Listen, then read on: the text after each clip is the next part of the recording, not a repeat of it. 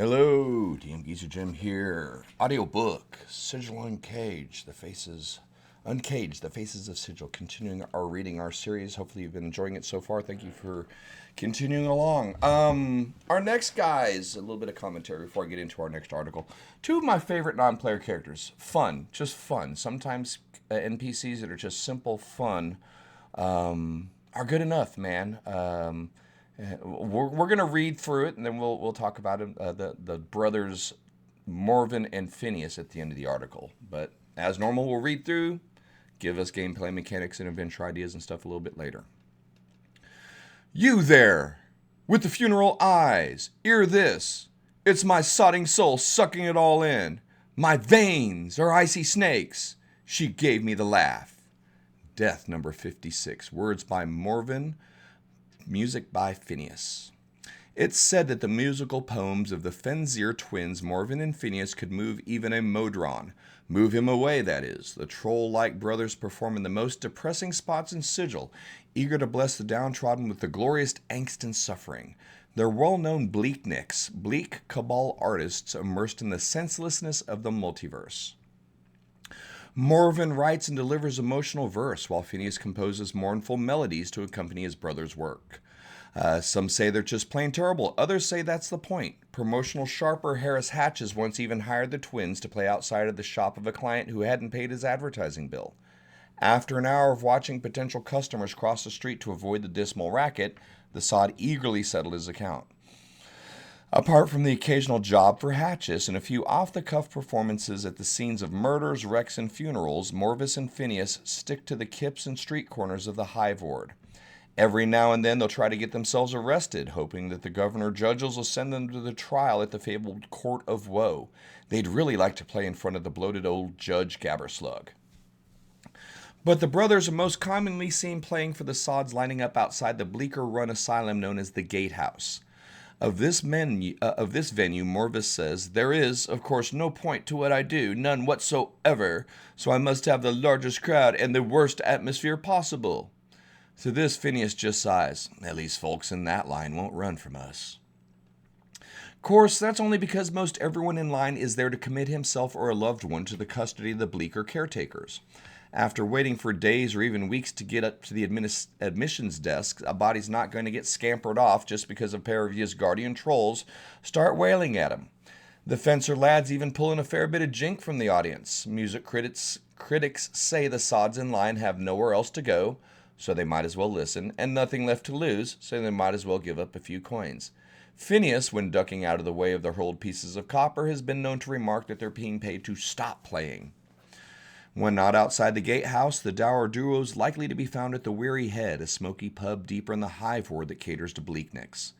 There a body can see poetic, musical, and artistic acts that'll assault every last one of his senses. Self-proclaimed geniuses take the stage nightly to bring woe to the crowd. That is, unless a scheduled act is too depressed to perform, which the audience finds even more of an aesthetic triumph. Non-bleaknicks are often dragged to the pub as potential patrons. The artists there constantly hope to talk wealthy bloods into funding their work. Despite the gloomy pretensions of the most of the clientele, the Weary Head's a casual place. The stage is just a long, wide wooden box. A plaque bolted to the side claims it's a Glabrizu's coffin from the abyss. It's usually set up behind the customer seated at the table to underscore the senselessness of the performance and the indifference of man.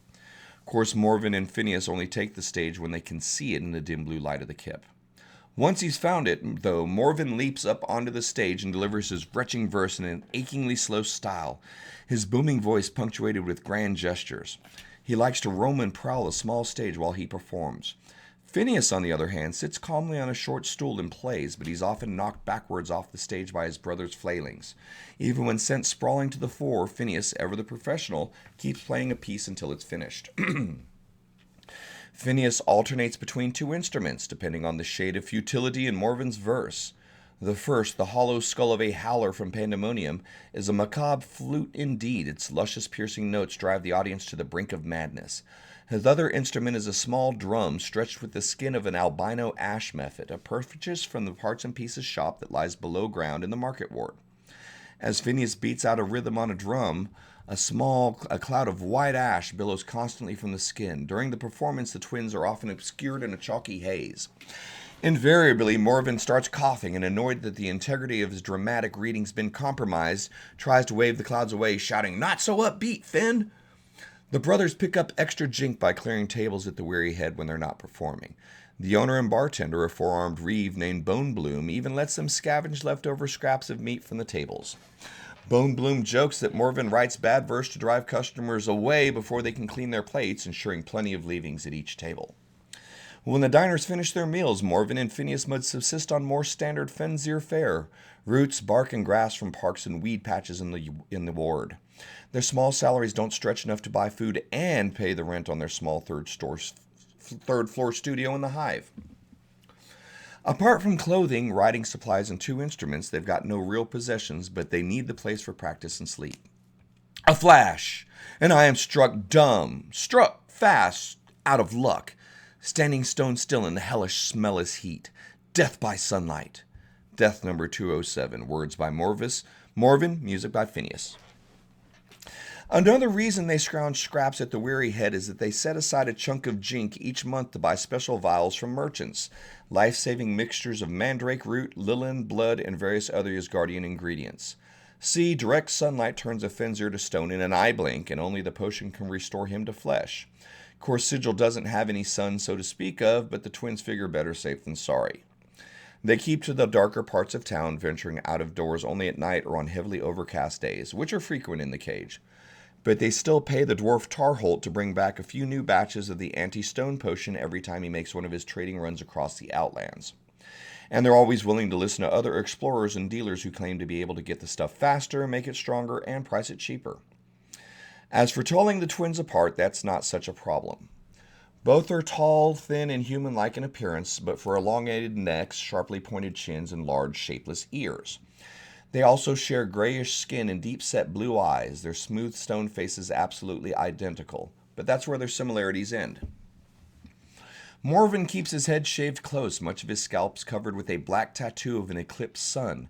His eyes are completely encircled with dark rings of smeared ash. He squeaks when he walks, thanks to his black leather boots laced up to his knees, and he completes his outfit with matching baggy pants and a stringed vest. Insufferably dramatic and self-centered, he has an inflated opinion of his own worth and talent. Most annoying, however, is his tendency to overstress and elongate syllables when he speaks. Phineas, on the other hand, is the realist of the two. Though truly a talented, creative individual, he's more cynical than his brother and knows full well the effects their musical poems have on the audience.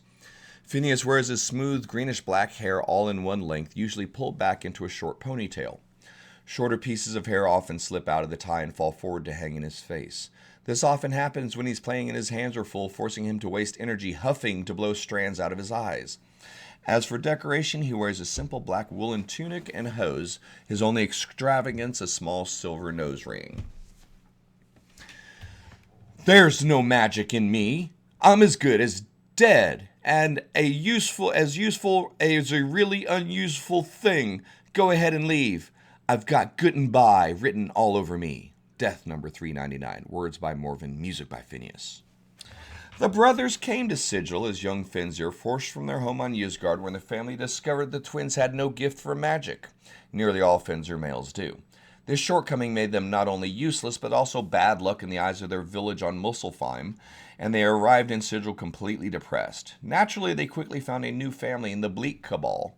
For a time, they even courted female Fenzir twins, door guards at the Bottle and Jug boxing tavern in the Hive, until bested to the task by other Fenzir males who knew their way around magic a good sight better. Phineas attended the last school of vivid unpleasantness, a breeding ground of controversial expressionism in the clerk's ward, and thrived in its negative atmosphere. Morvun, though denied entrance, was anxious to be creative as well. He began to write poems and read them in public, getting at best indifferent reviews. He even tried to woo the Bottle and Jug's door guards with romantic verse, but the females chased him off when he likened their skin to grave mold. Phineas felt both sorry and responsible for Morvun, who only wanted to be as talented as his musical brother.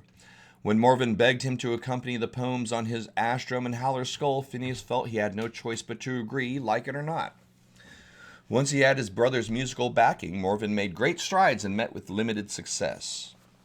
Not long after they became known as performers in the Hive ward, Morvun began to have strange dreams in which entire poems simply came to him. Upon waking, he typically scribbles the dismal words down verbatim in a mad, intoxicating rush of creative despair. Phineas insists that they're by far the best works his brother's ever done, much more poignant than his endless series of poems entitled Death. Morvun revels in such praise, but bristles at the comparative insult, often telling his brother to go eat clay. The Fenzir poet sees himself as a great figure of tragedy, never realizing that the only tragedy is his own lack of talent. What neither brother knows is that Zedeus, a Shator Gareleth holed up in the Hive, is using Morvun as a front for his own dreary works.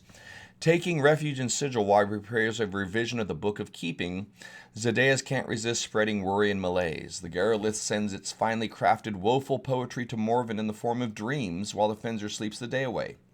Morvun, of course, believes the poems to be products of his own suffering genius, though not nearly as good as his Death series. Since he only performs one Leth created work for every 4 or 5 of his own, Morvun's track record is patchy at best. Phineas once proposed that they hire themselves out to pass along secret chant through song, much like the priestess Black Marion, who often makes charitable donations to the musicians. Of course, that would require an audience, something the twins can't often count on. But Morvun scuttled the idea anyway, throwing himself at his brother's feet, crying, "No, Finn, we can't! That would give us meaning!" And that's the end of the reading. Quick chant, the stats, Fenzir twins. Fenzir have returned in the Bigby's Books of Giants for 5th edition, but they've been around as a variation of Trolls since 2nd edition, featuring in Planescape and native to the plane of Ysgard. The twins will turn to stone if they're in direct sunlight. Doesn't happen in Sigil, no sun, don't worry about it. But so as far as locations, they're found at the Weary Head pub in the Hive ward, outside the gatehouse, or really anywhere in Sigil after dark. They connect with Black Marion, the Chins, Peter, Jub, Gabber, Slug, Harris Hatchings, Tarholt, and Sideus. When you're dealing with them personality-wise, Phineas tends to be dry, tolerant, pragmatic. Morvun is dramatic, self-absorbed, and unrealistic. Morvun constantly seeks attention and speaks in a loud, drawn-out manner with much gesturing. Man, he's like your beatnik poet. Do you get what I mean? If you're really into having fun and being silly and dramatic as a DM, Morvun is an outstanding bard-style non-player character. You can just have a lot of fun with him. Phineas is a, yeah, whatever, bro. You know, is so, I mean, you've got the two goth, the emo brothers back in the day here. So, other than 2 outstandingly unique and strange non-player characters, what does this story really give us? What does this entry give us? It gives us a view into the nightlife of Sigil, and one of them, and we'll get a few other views as we get into some other stories. But kind of life in the Hive ward of the city. Everything's gloomy, everything's bleak. There's no sense of purpose. A lot of a nihilistic lifestyle point of view. And it, and it also the place that they're performing at gives you another type of a location for your standard tavern. You walk into a bar, okay, well, this bar is a little bit different. So, this is kind of giving us as DMs tools to play around with. Be creative. You're in Sigil. Everything and everyone is there, lives there. So you're gonna have a variety in your types of entertainment, in your types of literature, in your types of art, in your types of atmospheres. So it's a fun duo. My gaming experiences, they're great for comic relief. Every group that I've ever had encounter them enjoys their presence, yet dreads their music. It's kind of a running joke, a running gag. They don't necessarily feature directly into any adventures, as far as, any of the published adventures, and they're not necessarily hooked directly into anything, one of the major plot lines within Sigil or the Outer Planes in and of itself. But they could certainly be useful in an extent if you need to add something to them, because they're not bound technically to anyone. They're free agents. So if you need to use them as touts, if you need to, for example, the entry was talking about how they wanted to deliver messages like Black Marion does. Maybe they get into it and the players mishear something and get involved in things. So there's certainly useful street level non-player characters, not threatening, not connected, not powerhouses, but well known, if not well liked, across the city of Sigil. So by default, even though they're not powerful, they're popular. And even though they're not connected, they do have a network of known people, if that kind of makes sense. I really enjoy them anytime that, because Planescape can be a very deep, very heavy, very philosophically driven adventure setting, and a lot of density to it. It's nice to have options to bring some brevity, bring some light, a moment of light humor to the campaign, and Morvun and Phineas can certainly do that. Now, if you're following some of the deeper storylines in Planescape, if you're more of a lower planes kind of a guy, the Blood War, the treachery between the Garolith, the Yugoloths, and the other lower planes, the demons and the devils, the mention of Zedeus is pretty interesting as well. Zedeus, in a roundabout way, we get to his entry later, can feature in some campaigns in some forms. Outstanding NPC, outstanding path that goes there. And Morvun and Phineas can be kind of a sideline entry into that campaign. They can, following the telepathic works from Zedeus ascending into Morvun, can potentially lead to that connection as well. But above all else, what I encourage DMs to do is have fun with the two. Lean into that inner beatnik within inside of you. Call them bleatniks and do what you want. Have a lot of fun. Be dramatic. Be emo.